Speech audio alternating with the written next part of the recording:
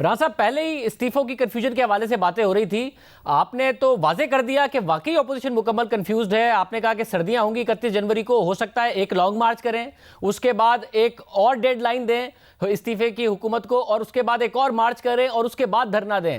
और साहब, ये पहले आप लोगों ने 31 दिसंबर की डेडलाइन दी, फिर 31 जनवरी की डेडलाइन दी, अब एक और डेडलाइन देंगे। पहले नहीं पता था सर्दियां हैं? आप लोगों की कोई पॉलिसी नहीं है? नहीं शाहजेब, इसमें कोई कन्फ्यूजन नहीं है। लॉन्ग मार्च की डेट दी जा चुकी है। इस्तीफ़ों के मतलब जो है वो गाइडलाइन दी जा चुकी है। 31 दिसंबर तक तमाम जमातों ने अपने इस्तीफ़े जमा करने थे। और मैं ये आपको आज ये बात वाज़े तौर पे, यकीनी तौर पे बता रहा हूँ कि पाकिस्तान मुस्लिम लीग नून ने आज अभी इस एक्सरसाइज में जो है वो 4-5 दिन रहते हैं, अपने नेशनल और सूबाई असम्बली के तमाम इस्तीफ़े जो हैं वो जमा कर लिए हैं।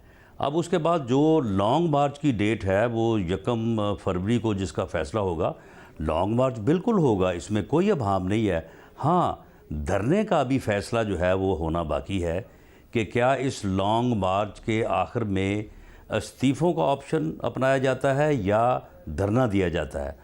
और अगर कोई मौसम के हवाले से ये बात चल रही है कि जी इस सर्द मौसम में जो है वो शायद धरना वहाँ पे मुश्किल हो, तो मौसम जो है वो 23 मार्च के बाद ठीक हो जाएगा।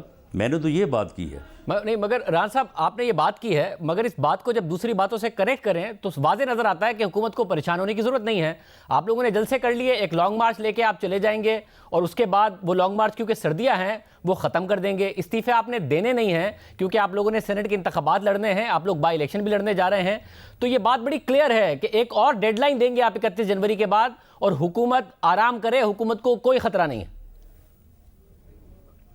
नहीं, चलें, अगर हमारा ये लॉन्ग मार्च जो है, ये अगर आप जिस तरह से आप इस बात को जो है वो वाज़े कर रहे हैं कि अगर 1 फरवरी को होने वाला जो लॉन्ग मार्च है वो अगर 15 या 20 फरवरी को जो है वहाँ पे धरना दिए बगैर ख़त्म हो जाता है, तो 23 मार्च में कितना टाइम बाकी है।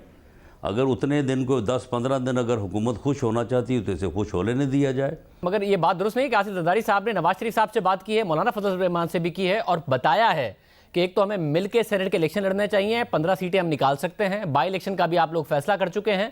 तो यानी कि मार्च तक आपके इस्तीफे भी नहीं आएंगे और सेनेट के इंतखाबात में भी आप लोग हिस्सा लेंगे, ये भी बात क्लियर है। इस बात पर भी हुकूमत कंफर्टेबल रहे। अगर हमने बाई इलेक्शन में हिस्सा लेना है तो क्या हमने हुकूमत के साथ मिल के हिस्सा लेना है? इनका मुकाबला ही करना है ना। वहाँ भी इनके ख़िलाफ़ जलसे होंगे, वहाँ भी इनके ख़िलाफ़ रैलीज़ होंगी, वहाँ भी इनके ख़िलाफ़ जो है वो बात होगी।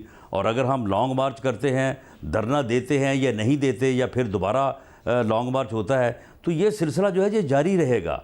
ये हुकूमत मत समझे कि इसे हम कोई सुख का सांस आने देंगे। ये सुख का सांस नहीं आ पाएगा, अब ये हमें भुगतेंगे।